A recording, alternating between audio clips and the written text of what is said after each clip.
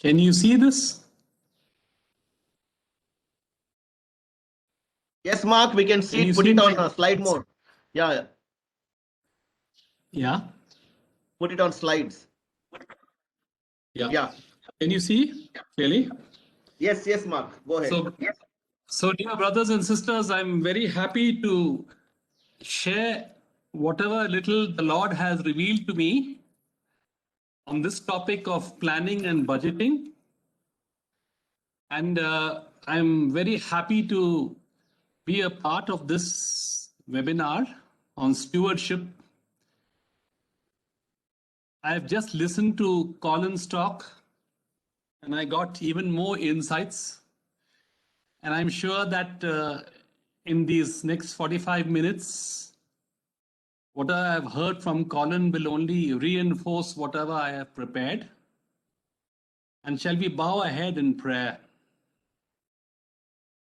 In the name of the Father, and of the Son, and of the Holy Spirit. Amen. Abba, Father, in the name of your Son, Jesus Christ, thank you for this opportunity of sharing you, Lord Jesus, with my brothers and sisters. O Father in heaven, in the name of your Son, Jesus Christ, fill us all with your Holy Spirit. Let your Holy Spirit speak to us, Lord. Give us your message for this group that will touch their lives, Lord, and change them forever, Lord. Give them the grace to manage their money well, Lord, for your glory and for your kingdom. We make this prayer in the mighty name of Jesus, the Lord, who lives and reigns with you in the unity of the Holy Spirit, one God, forever and ever. Amen. So I shall start. I hope I'm clear. Am I clear enough? Yes, Mark, you're clear. Yeah. So I will keep my video on then as I navigate through the slides. So we had a module objective in front of us, managing finances, planning and budgeting, which I will speak on now, tithes and offerings, and the fourth, and the most important, I would say, is investing and saving. Coming to planning and budgeting, importance of planning and budgeting is what we will try to achieve through this session. Now, people might ask, what is a budget? A budget is a way to be faithful stewards of the finances we have been given to manage. We accomplish that by covering our budgets in prayer and then intentionally deciding how we will give, save, and spend our income. So this is very important, the order in which I have written it. Give, save, and spend our income. And so this is basically what it is all about, to be a faithful steward. And Brother Colin has just spoken to us about being faithful stewards. But I again emphasize on the importance of giving, saving, and spending in that order. And this opportunity to manage our money has been entrusted by God Himself. And if we can be good stewards of little, He will give us much. And a budget allows us to do just that. So coming to a basic definition of what a budget is. It's a prioritized spending plan for your money. And so there has to be priorities in spending your money. We are not being good stewards if we are not giving generously or saving responsibly in that order. Now, where do we start when we first start a budgeting exercise as a Christian, as a Catholic. And as a Christian and as a Catholic, we must start with prayer, as in all things. So I will just go through the steps in budgeting and then move on to how to budget. So the first step in budgeting is to set realistic goals. Goals for your money is very important. You need to have goals. Ask yourself, what do I want my finances to look like, say 1 year from now? I understand that you require to forecast, to think ahead. And that's the reason why you are budgeting. And so all the more reason we need to pray and ask the Holy Spirit to guide you before taking any decision. And decide after that to decide what's important to you and start there. Now, each one's budget might differ, and that's fine as long as you are basing your budget on prayer and not on your own desires. Second step, identify your income and expenditure. If you do not know what you are earning, and if you do not know what you are spending on, then the first thing you need to do is to identify your income and expenses. Let me tell you, brothers and sisters in Christ, in all humility, most of our Catholics and Christians do not know where our money is going. And so it's important that we understand where this money is going and how we are spending it.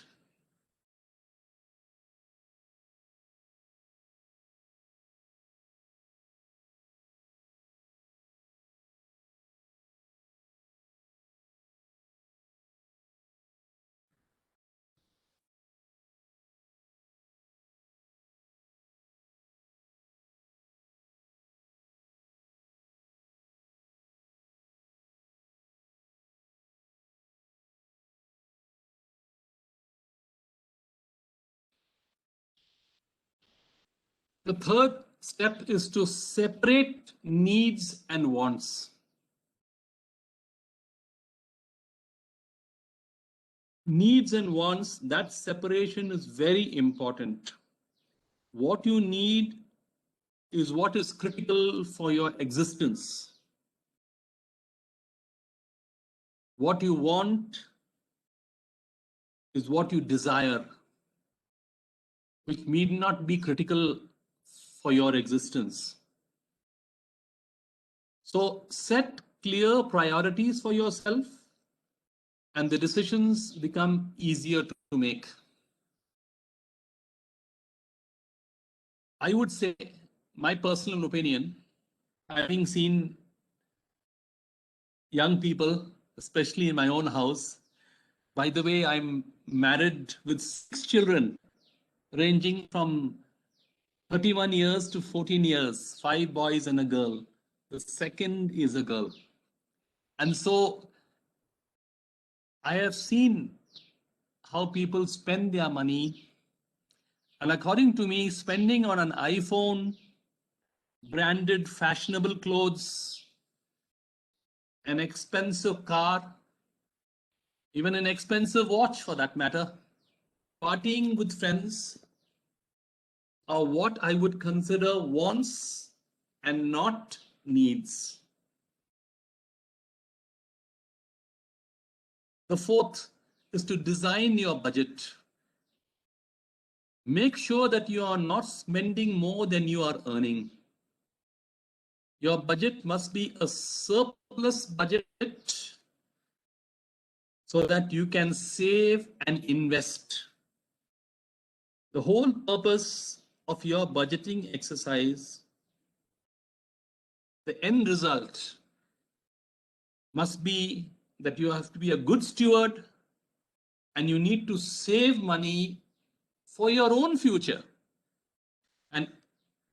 And if you have savings, then only you can invest.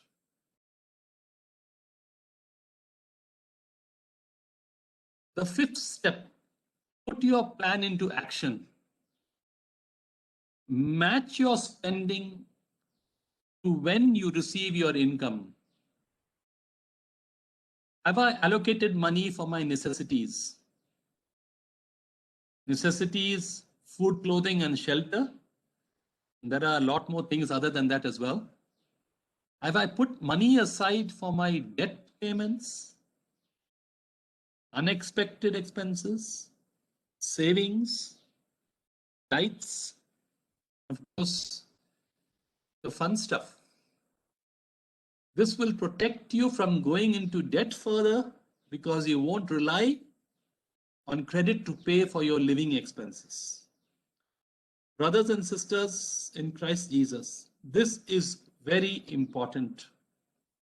You might have the best plan, but unless you execute your plan is only a sheet of paper, or an Excel sheet for that matter.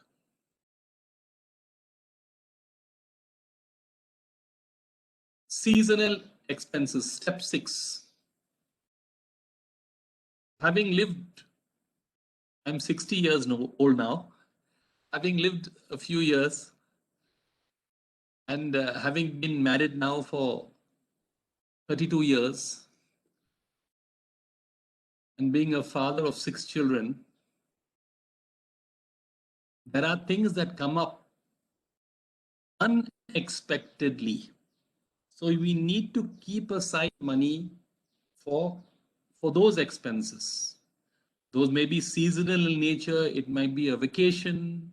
It might be an annual fee for your children, or annual membership. But there are expenses which come up on an annualized basis. The 7th step is to look ahead. It might take a little while for you to be on track. And you've been without a budget for so many years, for those who are new to planning and budgeting. So don't expect everything to fall in place immediately. So give yourself a little time. And if you are stuck and if you do not know how to proceed, you can always ask the help of others.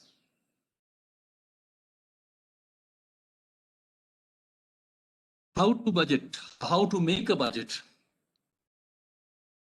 As I said, we first need to pray. Praise God for His provision, which is your income. Pray for what He would have you do with it. The money has been given to you for a purpose. He has entrusted you to manage that money. So pray for the guidance of the Holy Spirit, and pray to be faithful in actually doing those things He is calling you to do. That way you manage it well. And let me tell you, dear brothers and sisters, don't pray just when you start budgeting. Pray right through, especially when you spend money. Ask the Lord for wisdom. Ask the Lord, do I really need to spend on this, Lord? Ask Him, and He will reveal it to you.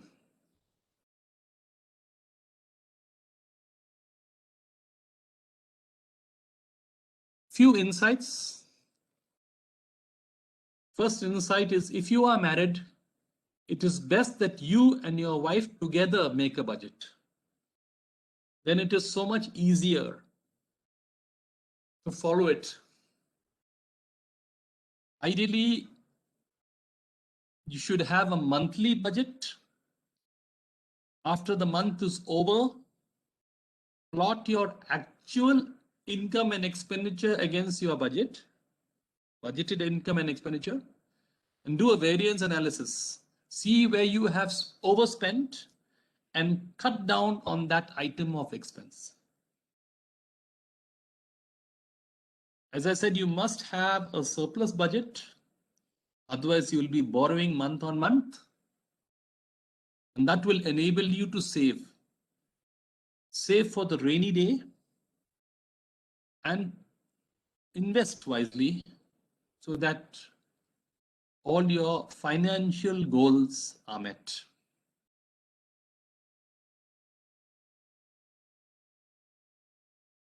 Naturally, we'll have to start with income.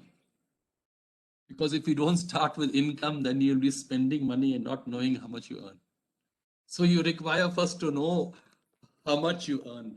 Write it down on a sheet of paper or on a separate worksheet and make sure you know it. It must contain all incomes from all sources of income. The first thing is, as a Christian, it is a responsibility to prioritize tithing.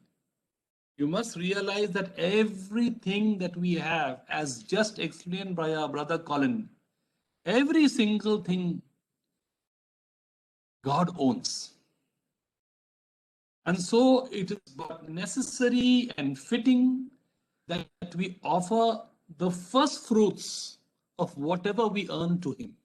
The first 1/10, not the last remnant, whatever else we have, the crumbs. No, the first fruits is what we tithe. Then we move on to the third, is saving wisely. As there is a separate teaching on this, I'm not elaborating, but as you know, we are living in an inflationary situation.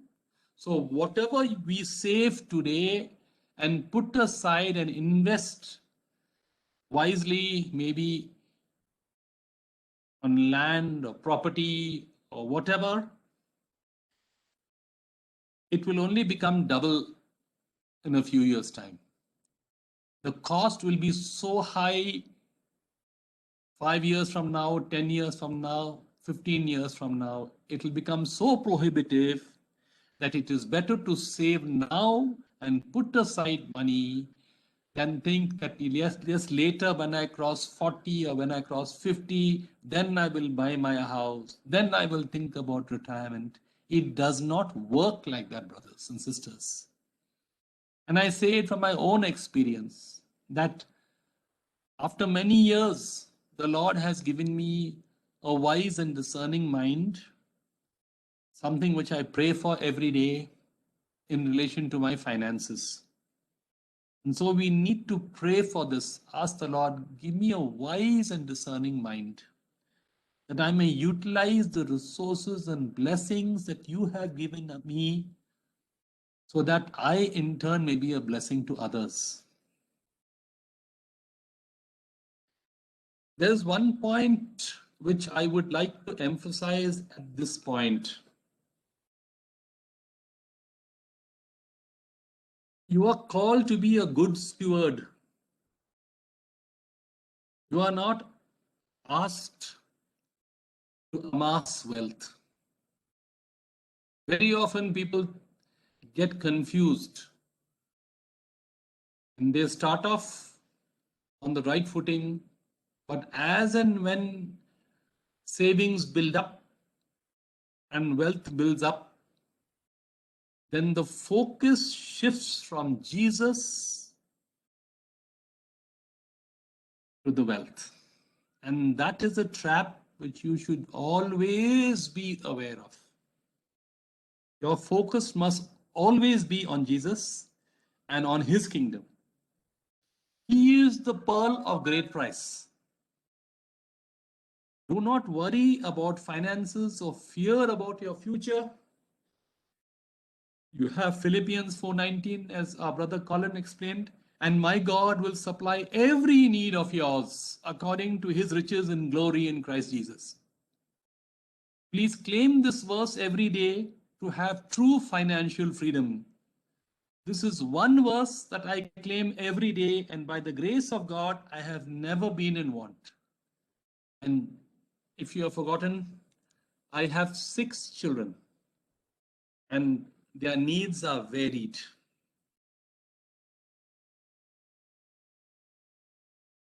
The next point is to determine the amounts of your bills and expenses.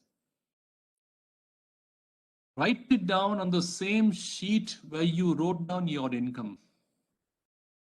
Your expenses should include debt repayments, housing loans repayments, higher professional education loan repayments of your children, car loan repayments if you have one, food, rent, if you have any rent, insurance, health insurance. Medical costs are ever on the increase, so you need to have adequate health insurance and life insurance premium. Your life is in the hands of God, but you are a good steward of all that He has given you. And as a good steward, you need to make provision for your family, for your children, for your own retirement. Just to share with you, brothers, I had medical insurance, and in the month of July, I had COVID. And I was hospitalized for 3 weeks. And because I had adequate health insurance, I was able to meet the costs. The cost came to something like 3.58 lakhs. And I was able to meet that cost because I had adequate health insurance. Then we have salaries and wages of domestic staff, education fees of children, and these days we have special education courses for their development even in their own school, utility bills to be paid, electricity, gas, water, transportation. With the rising price of fuel, this assumes importance.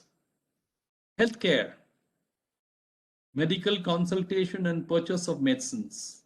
With the passage of time and with aging, when aging sets in slowly, you have to age gracefully.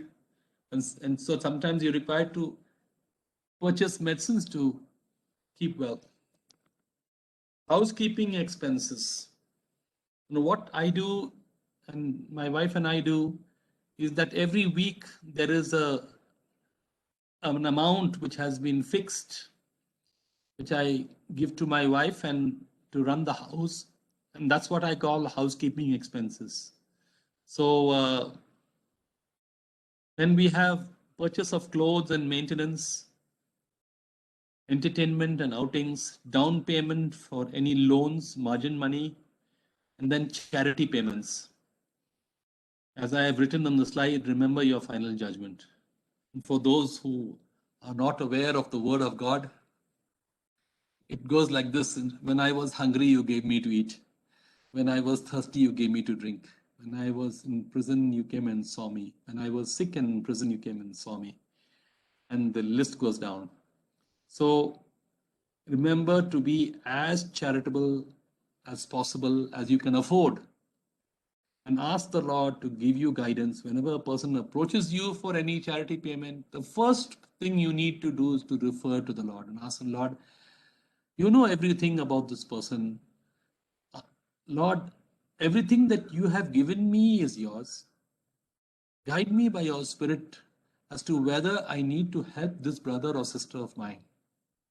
And as the Lord leads you and as the Holy Spirit prompts you, you can proceed with that charity payment.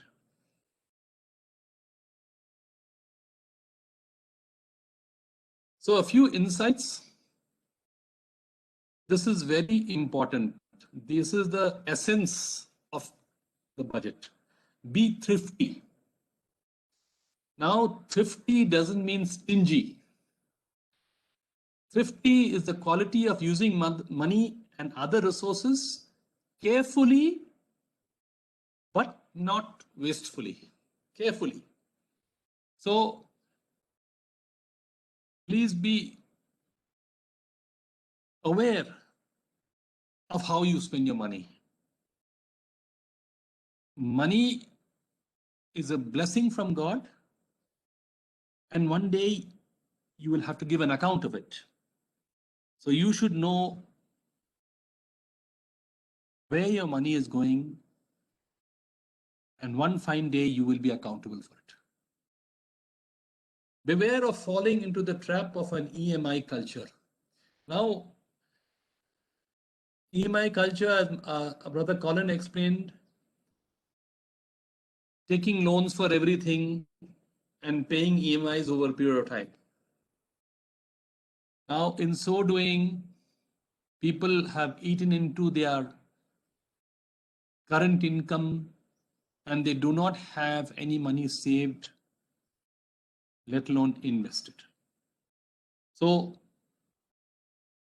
EMIs are to be used sparingly, maybe for higher education of your children, maybe to buy a house or to buy a flat and things like that. So EMIs are to be used sparingly. And these days, it's so easy to get a loan. And so do not fall into the trap of spending today with the hope of earning tomorrow. You should not be borrowing to meet your monthly recurring expenditure. As an accountant, we are taught revenue expenditure and capital expenditure. So you should be borrowing for your capital expenditure and not for your revenue expenditure. And I must share this with you because I know this couple. I know a couple, a Catholic couple, who every night before they go to sleep record every expense incurred during the day, every expense. And this is a very useful discipline to have. And if you can keep a track of the expenses that you are incurring on a daily basis, wow, that's some financial discipline, but you can definitely work towards it.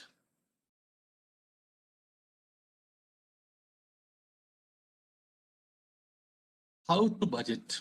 So you can make your personal monthly budget with the best resources available, which will be unique to your own income and expenditure pattern.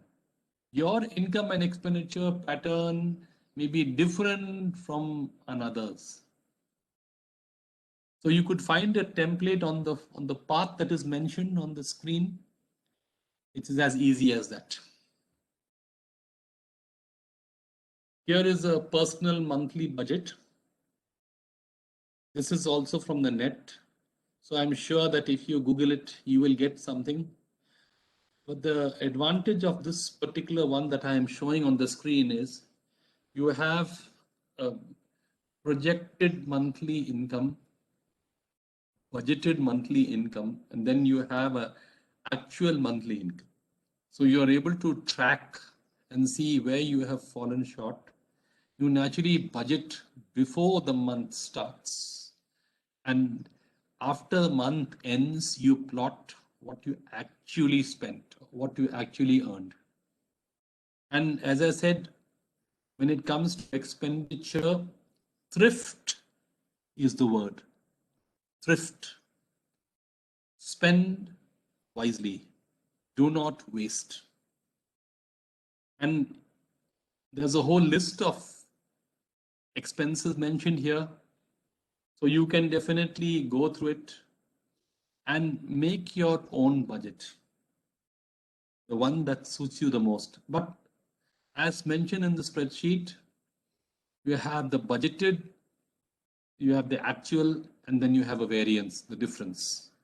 And if you can plot the actual expenditure that you have incurred against the budgeted expenditure, and there's a difference and you know that you have actually spent more than what you have budgeted, then you can definitely cut down. One of the items that you can, look carefully at is utilities, like, electricity, water, gas. So these things are items where people are little reckless. They leave a room and they don't switch off the fan and light. Then they, put on a, you might see that very often happening in your own house. Children putting on television and then going to take a call on their mobile, and the TV is kept on. So surely you can manage this better and you can save a few bucks.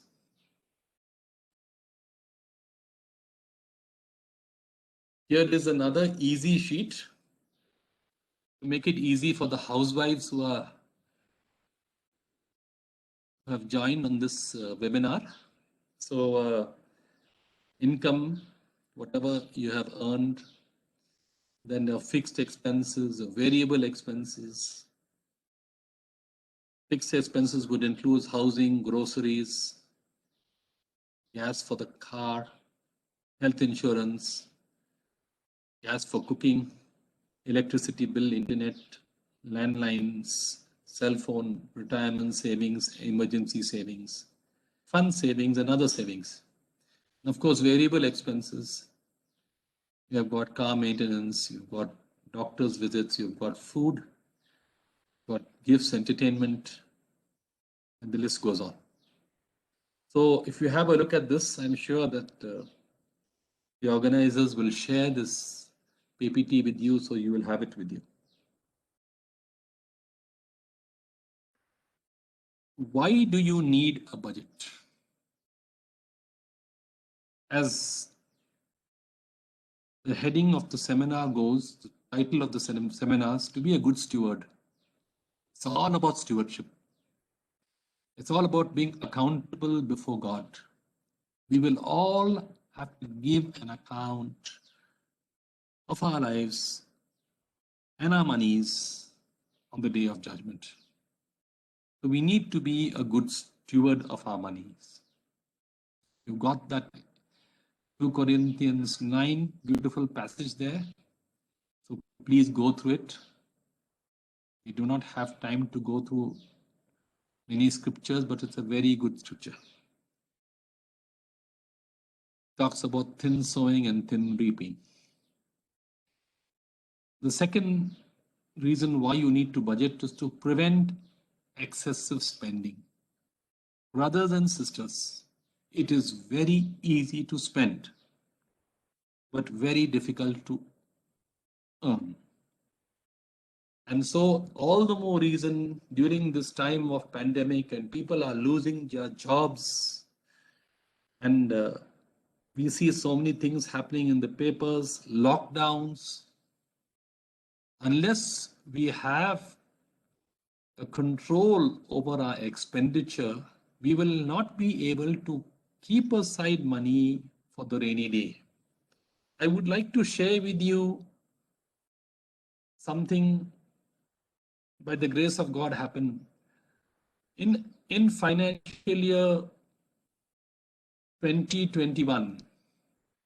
We had almost 60 days of lockdown.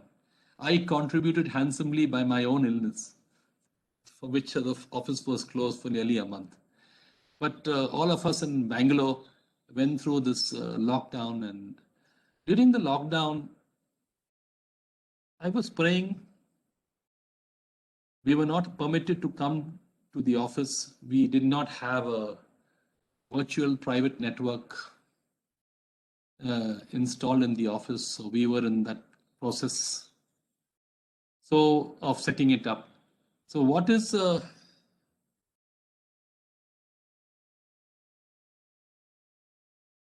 the thing is that what is important is that we had some savings, and because of that we were able to meet the expenditure of salaries of our people and pay them full salaries during the lockdown. Yes, we had to break a fixed deposit and pay our people salaries, which we were happy to do, because at the end of the day, I didn't want to penalize our people because of the lockdown. They have not done anything. And if I were not to pay their salaries, it would only make life even worse for them. So we paid full salaries. But if we did not kept, if we had not kept aside savings, it would have been difficult to meet the salaries of our staff for nearly 60 days or more. We need to prepare a budget so that we can calculate the cost. You must know where your money is going. However wealthy you are, however high your income may be, you must know where your money is going. Only then you can control it. Only then you can save. Then only you can invest. So you need a budget to have that financial freedom which Brother Collins spoke about. You should not live in fear, not knowing how much and how you will meet your next heavy expenditure bill. That there will be heavy expenditure bills coming your way, for sure, it will happen. But what we need to do is to have that freedom and not have that on our mind. You're a child of God and you should live in freedom. You should not live in bondage. You save money for your future financial goals. I've just mentioned a few so that I don't encroach upon the next teaching, which is on tithings and offerings, and the last teaching on investing and saving and investing. But just a few financial goals for a start, for the purchase of your house or a flat purchase, for medical emergencies, and for higher and professional education for your children, and for your retirement. And I dare say that with the passage of time, you would have to go down this list, as mentioned in point 5, and to invest wisely the money you have saved. As I told you, if you do not save, you cannot invest. And you are living in an inflationary situation. So whatever you can afford today, you might not be able to afford tomorrow. So start saving today.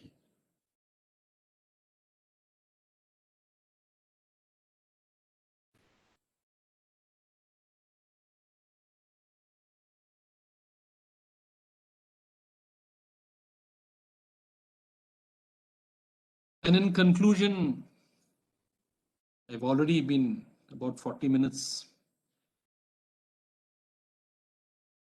on the spot. You need to be a good steward. Budgeting and managing is a tool to manage your finances and to achieve your financial goals. Remember, Rome was not built in a day. It takes time. But you have to persevere and you have to be faithful. Set aside time every week to keep track of your weekly income and expenditure. This is very important. At the end of the month, if you start recording your expenditure, you will forget. So every week, maybe if you've got Saturday off or Sunday off, try to track your income for that week and your expenditure for that week, so that you know where your money is going. Faithfulness. As Brother Colin has already quoted these scriptures, Luke 16:10 and Matthew 25:23. Kindly go through it and persevere. You have persevered a lot in your life on many things. I'm asking you to persevere on one more thing, on your finances, so that you may be a good steward of the money that God has blessed you with, so that you in turn may be a blessing to others. Most important, if you haven't started budgeting as yet, Start budgeting today. Do not postpone. And I would just like to repeat what I have mentioned earlier. There should not be any fear. As a Christian, you are a child of God, and God is your Father. And as Philippians 4:19 mentions, my God and my God will supply every need of yours according to your riches and glory in Christ Jesus. So if you truly believe those words, which has come true in my life and in the lives of so many other millions and millions of believers, why won't it come true in your life? You are called to be a good steward, and that is why you need to plan and budget your finances. I pray that God may bless you in this endeavor so that truly the Lord will bless you more and more because you are a good steward of all that He has given you. Let us pray. Abba, Father, in the name of your Son, Jesus Christ, we thank you, Lord, for this opportunity of sharing this talk on planning and budgeting. Father in heaven, you call us to be good stewards. Give us the grace to be good stewards, Lord, to be accountable so that one day when we stand before you, time of our final judgment, we may hear your voice. Well done, good and faithful servant. Lord, we pray in a very special way for all those listening that you give them a wise and discerning mind. Give them that grace to be thrifty, Lord, to spend carefully and not excessively, so that whatever you have blessed them with, they may use wisely for their financial goals, both short term as well as long term, and give you the praise and the glory and the honor all the days of their life. We make this prayer in the mighty name of Jesus the Lord, who lives and reigns with you in the unity of the Holy Spirit, one God, forever and ever. Amen. Thank you, dear Mark. Excellent presentation of the talk. God bless you. Things are so clear for us. Please keep your camera on, and you can stop the PPT. Dear brothers and sisters, what we are going to do now is we have a time for question and answer, Q&A. We couldn't have after the talk, the first talk. Normally after the first talk and second talk. So we'll put them